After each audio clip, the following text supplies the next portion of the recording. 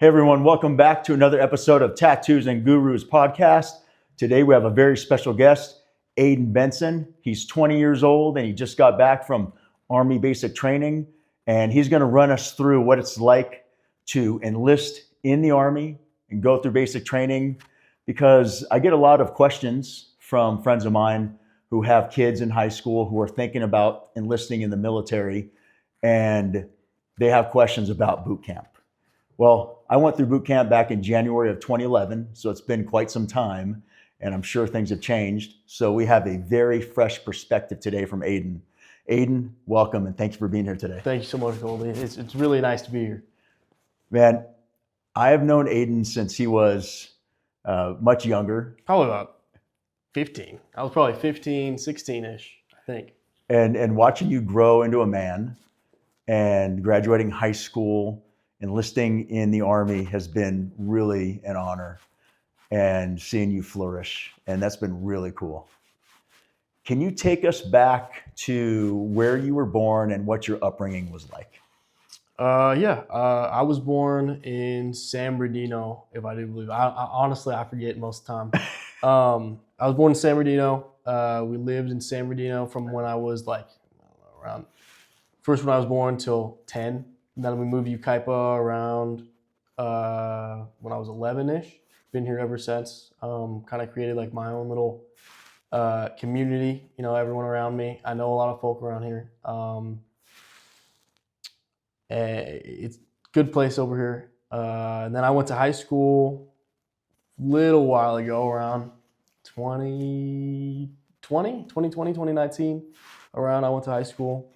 And then following high school, I enlisted in the Army. What was high school like for you? It was a good time. I was in ASB, part of a lot of clubs. Played water polo, volleyball, football, all the big sports more or less. And then I followed it up with a lot of event planning. I was the vice chairperson on the Ukaipa Youth Advisory Council. So over in Ukaipa, we put on events that were extremely like centered toward community. We put on a drive-in movie. I think it had around 500 or so people at the high school. And then we did a fun run. The fun runs in Ukaipa, the turkey trots, I started. So I gave the idea to the Health of Ukaipa committee, and then they passed it down. It's turned into some huge thing now. So now they give out medals, and thousands of people. I mean, I think this year 1,000 people do it. So it's great to see like all of our ideas from there turn into something more. Other than that, yeah, high school was a good experience. Very good experience. Man, I love that. I think that the sense of community, their participation into their city and events and helping other people and really bringing people together is so important. Where did that come from, especially for a teenager being so involved? I'm not sure. It just kind of dwelled. I think in my inner core, it's been paramount to myself to gain or give something back to other people. I think it's important for me as a human being to try and help in other ways. And I'm not, doing stuff out in the street, like going to soup kitchens often, but, I'm doing stuff for the community, giving back. We also do we did at the time, we would go to like the Earth Days or whatever, we plant the trees. And it's just a part of my core as a human being. Well, and I don't want you to discount what you're doing. Now, whether you're handing out food at a soup kitchen or you're putting together large events, planting trees, it's all important. Any contribution that someone does to help other people in our communities is important. So that is big, bringing people together, because that sense of togetherness is huge. And you said you were part of ASB. And Yes, sir. What kind of role did you play in that?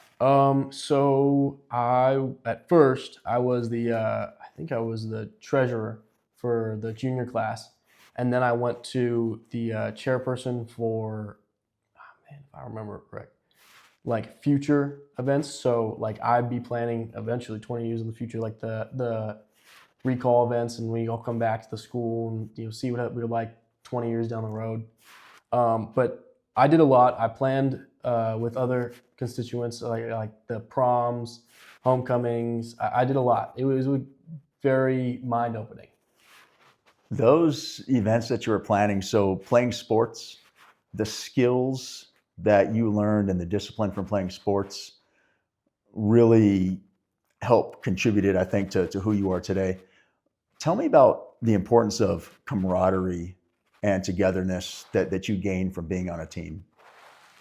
From being on a team, it's paramount. I mean, I already said paramount, but it's intersectional between myself and everyone else to be a part of something. And I'll get into it later when we talk about more about basic training in the Army and my time there. But it's such a good thing to be part of a team and be a part of something more than just yourself, and like a brotherhood or a clan or whatever you want to call it. But it's so important to me, even through like football. Like we would just joke around the sideline, like playing around in the weight room, messing around. It's just a good time. Same with water polo. Like every sport I've done has like created me more to be a man. Like shown me that there's some times that you need to be a leader, and there's some times that you also need to take a step back and you just gotta follow. Yeah, followership is a big part of leadership. Leaders need to build that trust and the loyalty with their people if they're going to have someone follow them, have people follow them. So that's so important. You learn that, and the skills and knowledge base that you learn from planning events, huge. What you learn in high school, just between playing sports and your voluntary service to the community, is going to carry with you for the rest of your life. So you're in high school, and at what point did you start thinking about the Army, about the military? I've thought about it since I was real young. I remember like going back to like when I was a kid. We had like family dinners, and my uncle was a Marine. He was a part of the Secret Service as a Marine. So he'd go around with like, I think Bill Clinton was the president at the time, which is crazy because I was young when that happened.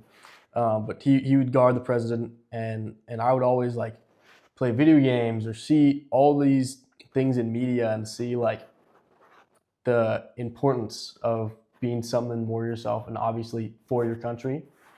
I've always wanted to do it. The process was difficult, but we get through it. I've always thought about doing it. I mean, I know you had your experiences too in the Navy. I mean, you felt like a call to action. I think you were already in you were past the academy, right? You were past the academy, and then you went to the Navy, and you had the idea of like, I want to be a SEAL. I want to kick in doors. I want to kick some ass. I don't know if it's okay to swear, but you want to kick some ass. And I think you went CBs, right? You were CBs? You were almost CBs. No, Either way, he's a badass, so it doesn't matter. But you have those skills, and you've obviously felt the same way. Like you got to be more than just what you are. Like you got to do something for the country. Yeah, we definitely have that connection of a sense for duty, and so does your dad. And I think that your dad has been he's an amazing person. His mindset and his will to survive and persevere and overcome definitely transferred into you. And with your dad as a mentor to you growing up, and him being in law enforcement, his adult life, did that also lead to you wanting to go into a uniformed service? Yeah, pretty much. I mean, ultimately, like I owe everything to him. He's been such a big trailblazer for me throughout everything. I mean, my whole life. Obviously, you have that connection to your father. Like you have your mother or your father. I know it's different for different people, but he's been such a trailblazer. It's been really important to me that like I've had him, and he's been able to help me out and guide me through my younger years. And it's really important now. I still rely on him 24/7. Like I'm hitting him up like, hey, something's going down, or hey, like I need some help, like you're always gonna be that with your father, you're gonna be like that with your mother. So it's been really important for me to have him, at arm's length and have someone to really to rely on. Like, I don't think in my life I would ever be where I'm at without his help. And obviously, like, has his own faults too, and hopefully I've ingratiated less of his faults and more of his good side to my aspects of life. And that's the great thing about mentorship, is that you get to learn from other people's mistakes to do better and do more. Take me to the day when you first told your parents, your mom and dad, when you made the decision, hey, I'm going to enlist in the Army after high school. What was that like? So at the time, I was probably 16. They were doing the ASVAB in school. So I was like, all right, I'm going to sign up for the ASVAB. Like, I'm just going to get it done, take it real quick. So I'm in the ASVAB. There's an ex-girlfriend there taking it too. And I'm like, oh, hell, like I got to take this with an ex-girlfriend. So take the ASVAB. I don't even get that great of a score. I'm 16, like sophomore year or end of sophomore year. I'm like just trying to rush through it. No preparation. I got like 63, something like that. Maybe 63, 50 range. And I take it, and I think like I'm not sure if I really want to do it. A couple years later, I'm down the line. I'm talking to my family, plans after college or after high school. So it's senior year, spring break. I'm in South Carolina at the time. I'm touring. I think I toured South Carolina or UNC Charlotte. Super great school, beautiful community. I tour the place, and I go down to the ROTC office, and I'm like, hey, like, do you think it's a good idea? Because I can't pay for college. We don't have the financial situation for me to be bankrolled to college like some other people. And I go to the ROTC office and I say like, hey, do you think it's an intelligent idea for me to drop everything? When I'm done with this, if I get into UNC Charlotte, which I did, if I go there, or if I join ROTC and I go, and he's told me like, with ROTC, we won't be able to pay for your college. I'm like, oh. So I like was crushed. I was so set on going to this college. It's gorgeous. Could not go. The money wasn't there. It was $50,000 a semester. I would maybe bring in 13, and the GI Bill is already 60, whatever it is. So I couldn't afford it. No way, no.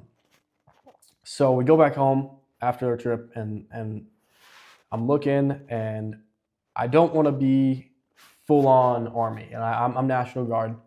So I'm like, I think I'm gonna look at this National Guard thing. We hit up some recruiter down in San Bernardino.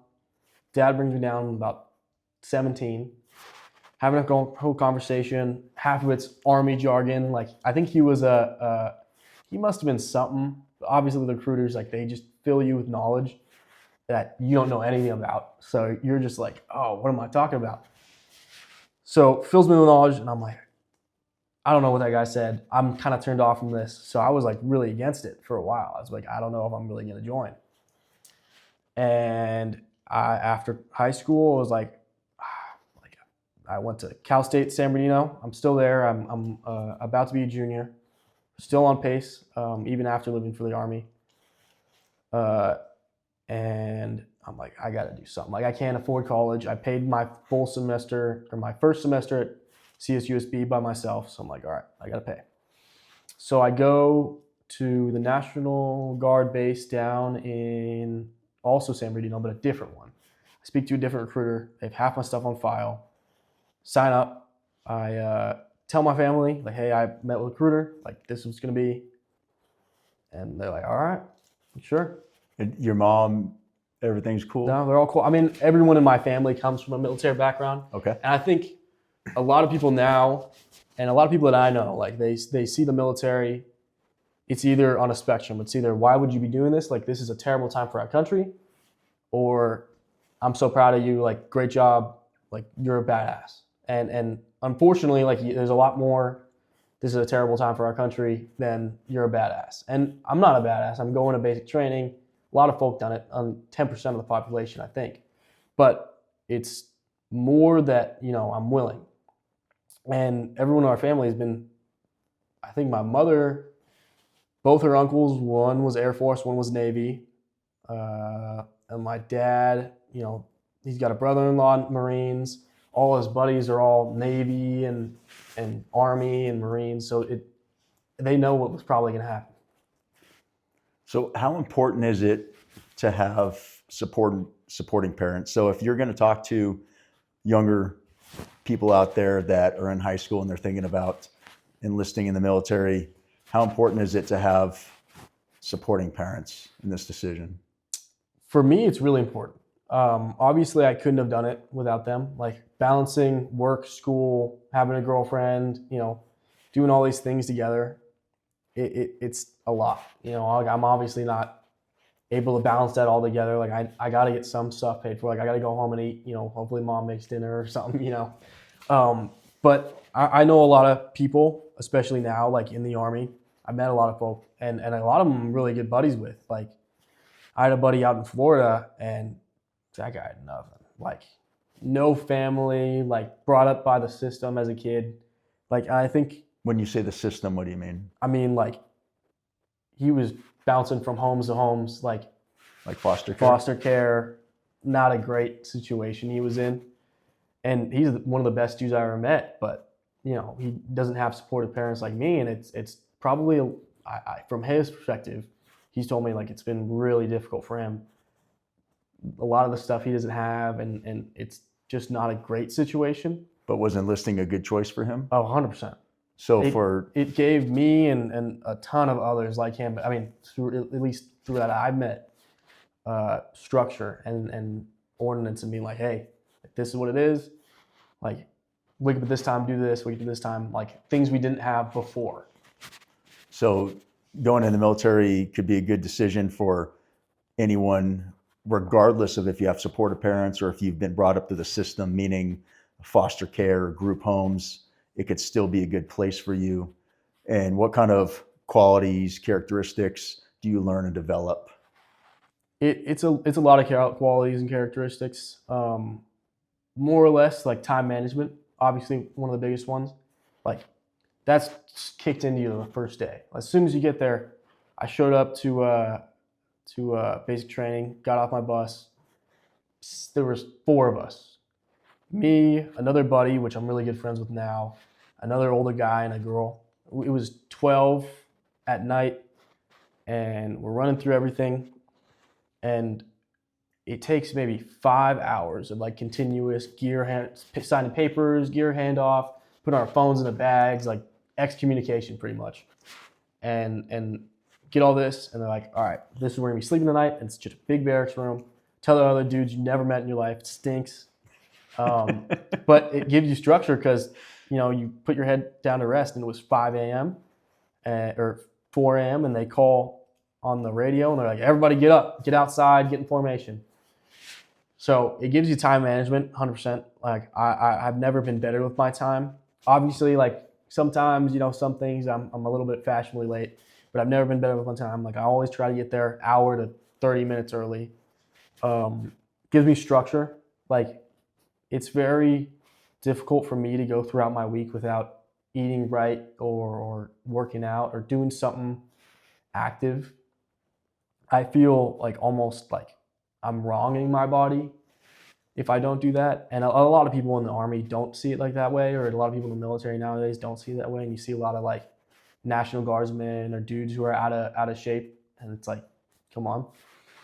But for me, it really helped out in that way. And then like, money wise, we went through a million courses on how to save money. Like everybody I know is putting so much in their TSP and saving a lot of money. What's TSP for our audience? TSP is like basically a retirement fund, pretty much, through the Army or through the military. I think naturally like 5% of your payments go into it automatically. So I think I put mine down a little bit lower because I'm not going to be getting that much into it because I'm a National Guard. But it accrues money, almost like an S&P 500 or something like that. Like while your money's in there, it's slowly growing so that by the time you're 60 or 55, whenever you're able to access it, you have a buttload of money, waiting for you when you're retired. But it just gave me so many qualities that, like, I still wake up and I make my bed. Like, it's very imperative for me that I got those qualities, and I guarantee all those other guys that I know. And so you went to boot camp, you got a haircut, you learned about discipline, time management, you met people from all over the country, and you really have to learn how to coexist with all walks of life. And so it's a culture shock. Insane. And you learned about saving money through TSP, which is a thrift savings plan, which is a military retirement. It's like a 401k savings plan. And you learned, you had so much training. What was some of the training that you went through that you still remember that really impacted you? There's a lot of training. I mean, we were kind of different as a company. My basic training unit was very different. I mean, when I got to AIT, it was also a culture shock. A lot of other dudes from different places. So I'm asking them like what their basic training was like. And mine, I say it's not that bad, but like realizing it now, like it was insane the difference between mine and like other people's. Like I would ask them and they're like, why was you so different? We had a MP battalion. So if anything, like my basic training was probably more harsh, if anything, like or closer to like an infantry basic training, a little bit more difficult. Like we were in smoked all the time. Like I would ask my buddies in AIT how much they got smoked, and they were like, "We never got smoked." And what does smoked mean for the audience? Smoked is you can't use smoked anymore. It's corrective action. They changed it. You can't use the word smoked. Well, what does corrective that mean? action. Define that for us. Corrective action is, let's say, like you're in formation or something, and you're supposed to turn right and turn left. You're gonna get corrective action. You're getting down, doing some push-ups. You're doing some burpees. You're doing something. Eventually you're probably going to be there in the front lane rest position for about an hour, and that's all right. But we would get just hammered. And at the time I wasn't that bad. I throughout all my life, like even as a kid, like I was 14 hitting the gym. Like here I was hitting the gym. Like I remember when I was 16, you and me here, like my dad, we were all just working out here with Zach or something. But it was still pretty difficult for me. Like I worked out pretty hard in my life and pretty tough. So in the Army, in boot camp, if one person makes a mistake, if they're told to make a right face and that one person makes a left face, does just that one person have to get down and do push-ups and get smoked, or does everybody get smoked? Every single person, you got to get down.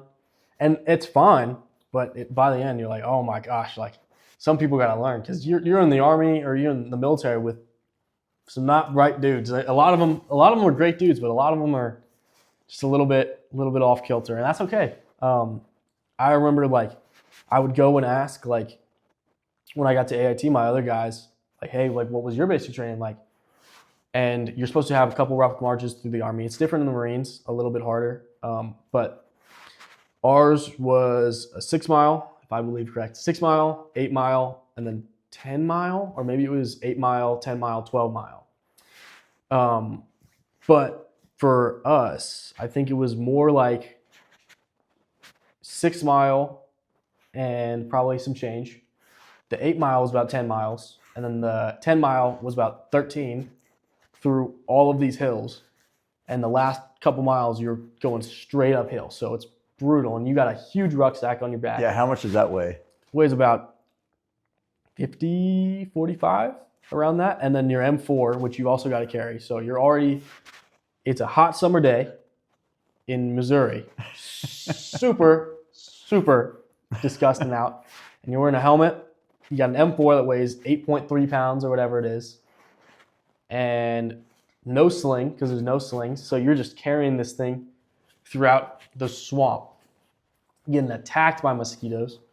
And you got a 40-pound ruck on your back. and you're just going.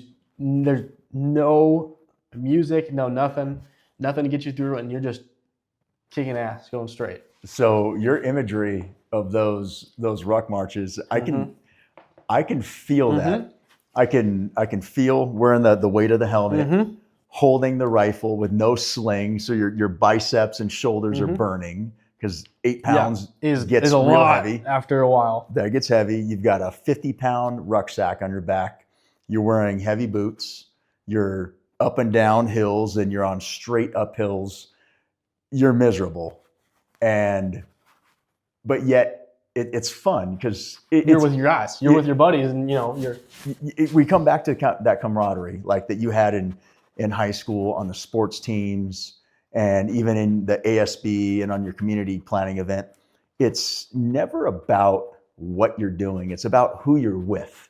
It's about the people that you're with that is, I mean, if you're with a great group of people and everybody gets along and you're just jiving, I mean, you could be picking up dog poo and it's fun and you're having a good time. I mean, you could be cleaning toilets and it's fun.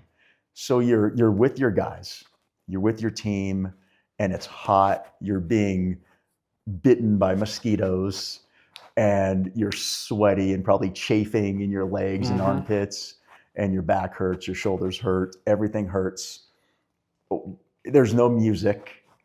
You've grown up with your AirPods in all right? the time. You're working out, just pumping. And what is going through your mind? What is motivating you? Because you have to find a happy place.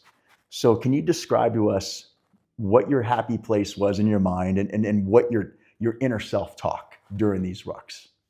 A lot of the inner self-talk was like, and this is, it seems bad, but like we were 3rd platoon and we were really prideful about that. Like we got the honor platoon. We were like only about kicking ass. Like we were a ton of dudes and like we were pretty tight knit. A lot of us, like some of the group, not super fans of each other, but we were like, we didn't give a shit about anything. Like, all we cared about was working out, kicking ass, like doing push-ups. Because our drill sergeants were all dudes. Like all the other drill sergeants, like every other company or platoon had like a female drill sergeant. I'm not saying female drill sergeants are worse, but like their drill sergeants, the female ones were smoking them pretty bad, and like some of the other drill sergeants were like fine, but ours were like just all ass kickers. A lot of ours were like prior Army SWAT, so there's like a Army SWAT program they go to.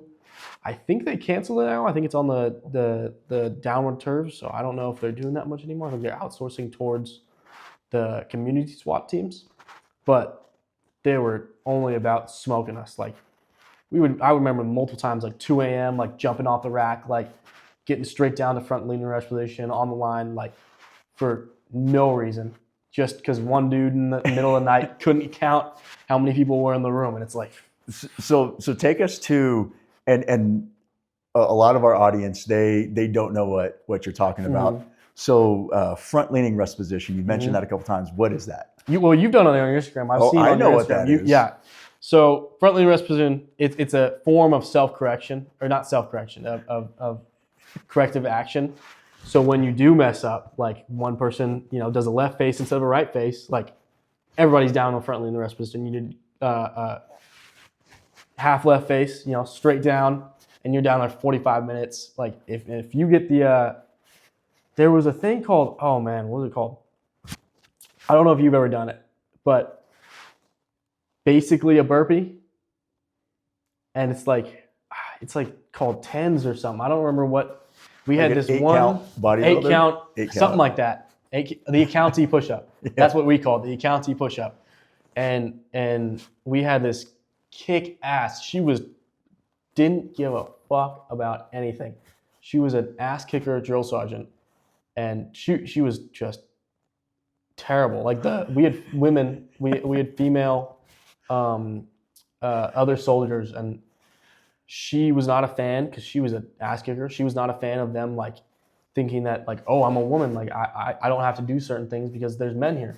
She's not a fan of that. So I think she woke them up in the middle of the night, gave them the county push-up, and then they had to go outside, and like the David Goggins, like who's going to carry the boats? Yes. They did this thing called a beach party, and throughout their whole bay, they all individually carried up sandbags and poured them all over the floor, and then they all went back down after doing more push-ups, 3 a.m, grabbed 2 water jugs each, and there's probably 60 of them. So this room's gonna be flooded. Pour all of them out, and then carry them over their heads and squat walk around the whole beach, she called it, and then do the county push-up, 2 a.m, no shower, go straight back to bed. And like that's a form of corrective action. And so it's 2 a.m, but it's in Missouri in the summertime. It's probably pretty humid and pretty warm. And the opposite, it got freezing during the night, like 45. Oh, wow. It would be like 89, 90, 90-ish, but crazy UV. And then during the night, frigid. Couldn't go outside without freezing balls off. So those PT sessions were pretty brutal. Mm-hmm. What's it like? What's fire watch? When it's nighttime and everybody's sleeping, there's usually 1 or 2 guys that stay awake and you take turns. Is it still called fire watch? Describe that to us. What is that? Fire watch is ultimately the act of nothing. Technically, like there's a real reason. Like once you go to the big army, you're doing it for a reason. Like obviously there's could be something out there, enemies. But in basic training, it's basically to instill you with more deprivation. So you already like all day, you're going from 4 a.m. waking up to 9-ish p.m. And our platoon would not go to sleep, so we were up till 10, all screaming. We got smoked so much for that. But then there's a fire watch board, and depending on what your name is, you wake up at 30 minutes early to get ready because you got to get in your uniform. You got to get in your uniform, go downstairs. So fire watch board, let's say you have it at 1. You got to wake up at 12:30. You got to get up, get all suited up in the bathroom. You got to write your name or tell the current fire watch what your name is. You got to write your name down. Get all suited up, go downstairs, report for fire guard in the office. And then once you do that, you go back upstairs to walk around a room for an hour and do absolutely nothing. And the problem is with fire guard, a lot of folk, obviously, like, you're tired, you're exhausted. It's 1 a.m, you want to go to sleep. Like, you got some crap tomorrow morning to worry about. So the purpose of fire guard is that a lot of dudes for us would just find like a little area and just sleep. They fall asleep on fire guard, they sit down, and they just knock out in the corner. And I don't blame them. I'm tired too, but when they find people sleeping, oh my goodness, we would get smoked for another hour. So then everybody's up, and then they get pissed off at that one person, and it turns into everyone. And it's like trauma bonding, but brutal. I like that, trauma bonding. Yeah. There's quite often when we're in academies or boot camps or training courses, we get, when you're in it, you think you're getting hazed or tortured, but that's really not the case. And the act of falling asleep during fire watch is pretty serious. Can you explain why that's so serious? Because how that can translate into the big army and how it could affect when it really counts. People, it matters. Why is staying awake during your fire watch at basic training so important? For me, there's 2 reasons. So most importantly, it's detrimental to the team and yourself, obviously, that there could be an enemy on the horizon, or there could be something going down, or even I don't know, it was 2-3 years ago over at Fort Hood. I think it got renamed, but whatever Fort Hood is now, that woman got like murdered, like 2 women or something like that. A man and a woman got murdered. She got raped. Like, that could be something happening, and you're not on fire watch, or you don't go in for the day. You have desk duty. Like, that's on you. Like, that's your fault ultimately. And then second off, it's like, as a person, you want to know that like if you're sleeping and something's going on, that whoever's there has got your back. And like if you fall asleep and something does go down, like like that person's not to be trusted, or like that person inside is not strong enough or like willing enough to let themselves be hurt a little bit so that everyone else can be safe. Man, that's a really good explanation of that. If you don't have trust and loyalty among team members, you've got nothing. And it's so important that we trust the people that even in basic training where nothing's going to happen if you fall asleep. Well, except for smoking. that you stay awake because it's that important. What was the food like? You know what? Breakfast, lunch, and dinner. What was that like? So basic training, banging food. It was great. And that's crazy to me because I'm, used to eating pretty decent food. But I was probably eating 5,000 calories a day, but I couldn't gain any weight. I maybe gained 5-10 pounds. I was eating for breakfast. I would have some sort of bacon, pancakes, French toast, whatever it is for the day. The French toast, I don't know if it's the same for the Navy, but oh my goodness, the French toast. You have the French toast, you have potatoes, your eggs, ton of potatoes, maybe some Jack Links or something. Then, you get some yogurt, get some cereal, some milk, and that's just for breakfast. Then lunch, eat almost the same amount of portions, dinner, same amount of thing. And it was amazing during basic because, like the food there was great. It was a super new place, Missouri at the time. I think the rest of it's really old, but the MP battalion we were at was super new, maybe like 2010s. So everything there was spick and span, super nice. And then I went to AIT, and this is in South Carolina. What is AIT? AIT is Advanced Individual Training. So once you graduate basic training, if you aren't an 09 Mike, which is the job code that you have yet to be selected for a job at MOS, you go to AIT and you'll train your job for, like mine was only 3 months, but I know guys who, I think one of my buddies is a year. His is a year, and then he has to go to language school, and they have to be taught 2 languages in Monterey, I think it is. Yeah. So you've got to be there. You're in AIT pretty much a year and 7 months. It's a lot, but mine was 3 months. Not too bad. So I want to get back to the food, if you don't mind. Oh yeah, sorry. Because a lot of our younger folks that are thinking about joining the military, and these are some concerns of theirs. So you had waffles, pancakes, cereal, yogurt, milk for breakfast. You said that lunch and dinners were good. What are some of the examples of the food that you had for lunch and dinner? For lunch and dinner, it was at basic. It was like pretty great, normal stuff. You're getting chicken, you're getting beef, you're getting like. Sometimes I think we got pizza once or twice, but then I got to South Carolina. That's what I wanted to go back to. Okay. And it was, that stuff was old, like 1980s old. It was an old place. Everything's breaking down. Like when we got there, like our rooms were broken, doors would break. But we'd go to Chow and they had different things because there's a little bit more individuality in AIT. So we got like the ability, there was like ice cream, which, we pretty much stay away from because it's South Carolina in the heat in dead summer around 105.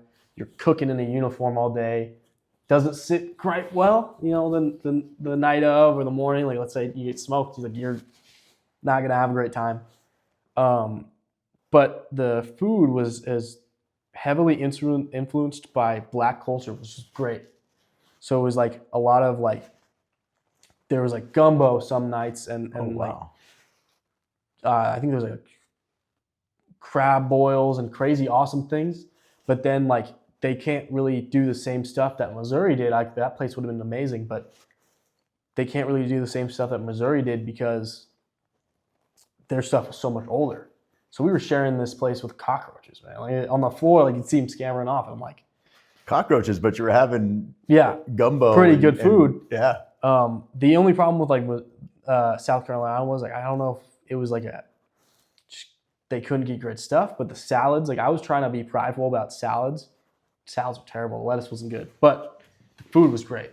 100%. Food was amazing. So any younger folks out there that are concerned about the food, they don't have anything to worry about? Not a chance. People say like it's prison food, and that's basically what MREs turn into me after a while. Like Ooh. after you eat the MREs like a couple days in a row, I'm not eating those anymore. But it's good food. Like they want you to be your best as a soldier, so they're gonna give you good stuff. Like they're not gonna feed you crap. I like that. You mentioned MREs, meals ready to eat. What are those, and when did you eat them? We ate a lot of them for some reason. Our company was like just recently supplied with MREs, so we had a good selection, but we would eat one at least maybe once, maybe 3 times a week. But by the end, it was like, at least one of the meals a day was an MRE, and you can't stomach them. And what are those?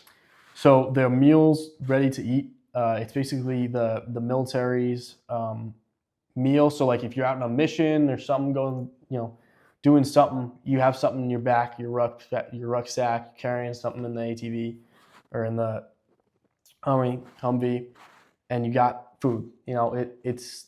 Do they have to be refrigerated? No. So do they have expiration dates? Some of them have expiration dates. I believe you can pretty much still eat them, but all the food's heavily granulated with a lot of sodium and other chemicals to pretty much preserve them to be like you could eat these things breakfast, lunch, and dinner, but they last forever. They last a long time. I think some of them have expiration dates like 3 or 4 years. Like not. What's on the menu? What are some of the different MREs, and then which was your favorite MRE? Everybody goes chili mac. I think you probably go chili mac. I don't know. What's your favorite? Real quick. My favorite was the spaghetti and meatballs. Spaghetti and meatballs is good. Everybody likes chili mac. I'm not. Everybody likes it. I'm not a big fan. There's some breakfast ones that are pretty great. Like they've got the candy and the Skittles. Yeah. And some of the guys. I'm not saying I did it, but some of the guys you sneak the Skittles and M&Ms in your pocket, take it back to the bay. Super not okay. But it's 4 a.m. You need a snack. You gotta go. But there, some of them have candy. Some of them, like I think my favorite was like some of the country ham or breakfast sausage. They have a lot of good like the snacks, like the additives. But there were some weird ones. Like there's like fettuccine Alfredo. I was never a fan. But which one would you recommend people to stay away from? For me, I'd say the pork patty. You didn't like the pork patty? Didn't like it. I liked all the stuff in the pork patty. I can't eat the pork patty, but I think it's okay. The Mexican beans and rice. That is by far the worst one. No snacks. No flavor. I think they give you a little packet of powdered hot sauce. Oh my gosh. In the new ones now, they give you a glass bottle of Tabasco. I don't know if you've seen them, but the powdered hot sauce, terrible. Burn you super bad. And there's no flavor. But a lot of them are pretty good. When you first get there, you're going to be like, these are badass. These are Lunchables for adults. But then, more and more you eat them, you're like, these suck. And they're very high calorie, right? Mm-hmm. I think they're rated for you, so like technically you're able to survive off one MRE a day. Yeah. And eating MREs with a lot of preservatives, what do they do to your stomach and the aftermath? Okay, so there's 2 different ways that it can affect your stomach. I know a lot of guys who would be like, oh, like let's trade for the powdered hot sauce or the Tabasco. Never ends well. We got set. There's the way the bay's laid out is rows of beds. The middle line, you don't want to step through that when a drill sergeant's there. And then 2 bathrooms. We got a pretty nice bathroom set. Just bathroom. So 7 stalls. That's it. No urinal, 7 stalls. And dudes would be in there all night because they ate all the hot sauce. Alternatively, if you eat too many, because of the sodium, because of the granulates in there to keep it preserved, you're not going to use the bathroom for a couple days. And I knew a guy.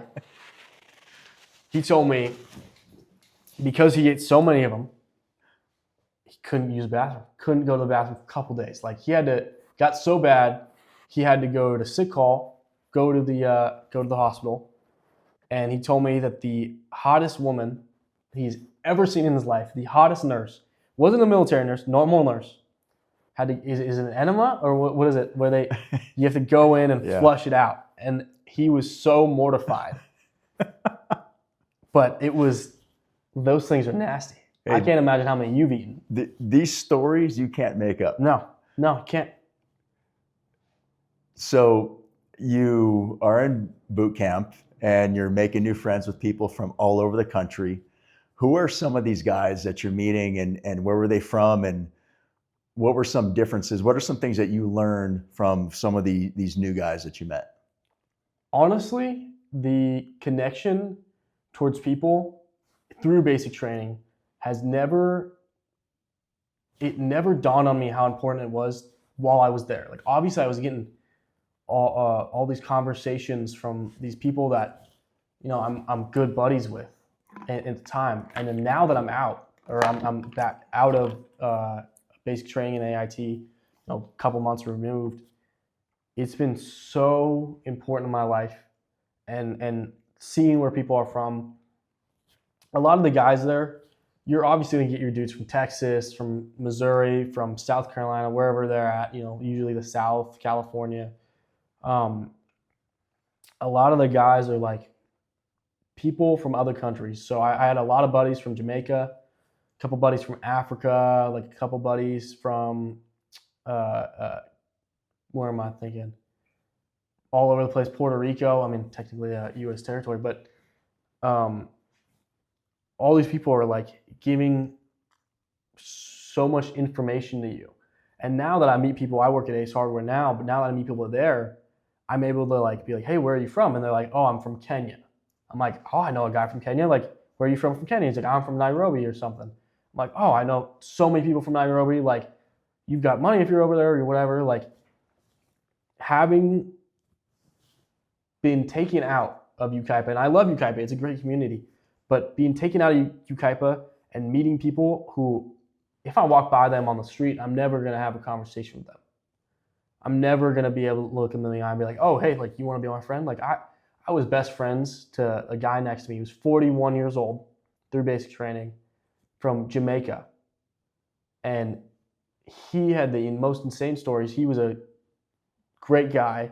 And hearing his input on the world, and the guy from California or the guy from Texas is so influential to me. Like, having people, I mean, you probably know them too. Like, you've probably met, through the Navy, a ton of people from all these different places, and it opens your eyes, and you're like, there's places and people I will never meet like this again. Yeah, the true power of a team comes from the diversity of a team. And you're meeting people from all over the world that are coming together in our military to be our fighting force. And we get so many different ways of thinking, and it's all important. It all comes together full circle when it's time to make decisions, because we want diversified input. We always want to avoid groupthink where everybody's thinking the same thing. And man, it sounds like you really grew as a human being in boot camp. Did you expect to experience all this growth, this internal growth? Honestly, like, I obviously expected like the big things. Like, you see it in the movies. You're watching Full Metal Jacket and you're thinking like, oh, I'm gonna be some badass in the army, And it's a little bit not like that in some ways, but at the same time, like, you grow as a human based on who you're meeting. Like, when you go, you're not gonna realize it, but once you get out, you're like, holy shit. Like, I know so many things now that I would never have known in the past, and it's so amazing. And the intersection between your life. Like, let's say, you are some rural farm boy from Iowa. I know a couple of those guys. Like, I know one dude in Iowa, his family raised alpacas and they sold the fur. You're never going to meet some dude from Puerto Rico who sold weed there and wants to come over to the U.S. Never going to meet that guy a day in your life. But it's so important to have those interactions between two people, because then you can have a middle ground. And those two guys, those are real people I know, and they were the best buddies. Like, they were thick as thieves. It was insane. But it's just so important to you, and probably to also me and a lot of vets I know, how meeting people changes your life. It really does. Yeah, it does. After boot camp and AIT, you graduated. Your parents came out to that. And what was that like, graduating? And you even graduated with some honors. Yeah. So and having your parents there, what did that mean to you? So in AIT, I graduated top of the class. There was 3 of us graduated top of the class. It was really important to me. They used to give out an award for our dress uniforms, but now it's a COA, which is a certificate of achievement. So a COA will give you 5 promotion points for when you're ready to promote. Got me a little bit closer to being a sergeant, but that's going to be a long time coming. But getting those honors were super superlative to what I wanted to stand for. When I went to basic training, I had this idea that I just wanted to sail through. I just wanted to get through with it. I didn't want to make a name for myself. Like, I knew what, like, when we were there, you're going to see what happens with people who make a name for themselves in a bad way. There's not really a great way to make your name for yourself unless you're, kicking ass on the PT scores, which I wasn't that amazing at the time. But throughout the training, come AIT, our test score for PT was scored out of 500. I got a 487. I maxed out the squat. I maxed out the push-ups, maxed out the plank. I think I was a couple off, because they changed it at the time. I was a couple off on the sprint drag carry, which sucks. I don't know if you've ever done one. I don't know if the Navy does something similar, but not fun. And then I was, I think, a couple minutes off from the run. So I missed 13 points on the whole test. And then throughout the tests in the classroom, because in the AIT, I'm a human resource specialist. I was in the classroom. You're there from 7 a.m. to 5 p.m., going straight to chow after. You're in there for a whole day. And you take a test just about 2 or 3 per week on something you learn once a day. I think I aced 96% of them. I got 100% on almost every single test. I think 2 of them, I only got 1 answer wrong on each 2. So I got 2 questions wrong throughout the whole time. So it led me, when I got to graduate, to receive honors. So I was up there with the sergeant major, and then the colonel of the human resource battalion came out and shook my hand, gave me a COA, gave me a challenge coin, gave me a couple of certificates with the 2 others. And it was nice to be recognized, to go through AIT and know that everything I've worked for wasn't in vain, and I wasn't just another one of the pack, which is important to be, someone who's also part of the pack. But if you work your tail off and you're kicking ass doing it, it's important to stick out. You came back home and you have a 6-year commitment? I have a 6-year commitment. And so you're working, you're going to Cal State San Bernardino. You have a lot going on. You're 20 years old. What's next for you? What kind of career, profession are you looking for? Are you thinking about entrepreneurship? What are some of your short-term, mid-term, long-term goals? I think long-term, obviously, own a house, have a family, this, that, and the other. It's important to me having those goals for my life.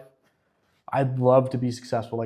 I've driven for it as a kid. I've set myself up in life to attempt to be as successful as possible. Obviously, in this economy, it's not too amazing. You know, I'm still working that retail, but it's great. You know, I like my job. I love my job. Work my ass off there. I'm going for my political science degree. So eventually, I'd love to use that in some sort of field. You know, could be law, could be politics, could be something else. That's been the goal for a long, long time. I've been very adamant about gym. I mean, you've instilled this in me from when I was young too. Like hanging out with you as a kid, like you got to be in the gym. You got to be going. I'm hitting it 4 or 5 times a week, trying to be in there as much as I can. I know it's January, so it's not super easy. You know, nowadays there's like a ton of people coming in for New Year's resolutions, which probably end by now. But I've got so many goals for my life, and it's really wide open what I can do.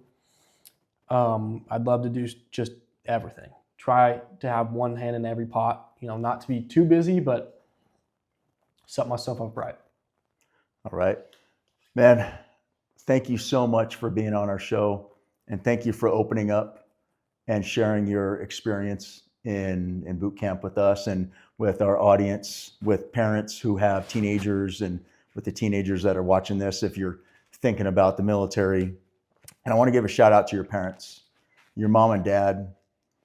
They have done an incredible job with you, and no doubt the man that you are today, you owe to your mom and dad. And before we go, if you want to leave our audience with any type of one more thing you want to say, maybe to our younger folks out there who are thinking about a military career or enlisting or taking the ASVAB test, anything you want to leave with them? If you have the idea to want to join the military, the National Guard, I know a little bit more about that. Army, 100%. There's a lot of driving features and facts that go into it. But you hold so much power when you're not in it. And before you sign on the dotted line, it's really important you get all your facts straight. And you're not going to know a lot of it, but you hold a lot of power. You can put a lot of pressure onto your recruiter to get things. You can get a bonus. I have in my contract that I can't be deployed for 3 or 2 years or so until I finish college or something like that. But you can put a lot of stuff. You make a lot of money, and it's really important to go out and support your country. Super important. You've done it. I've done it. Everybody around us done something for it. It's really important to be more than yourself. Man, that's so good. Thank you so much. Hey, everyone, there you have it. He's Aden Benson. This is the Tattoos and Gurus podcast. If you haven't done so, please hit that subscribe button.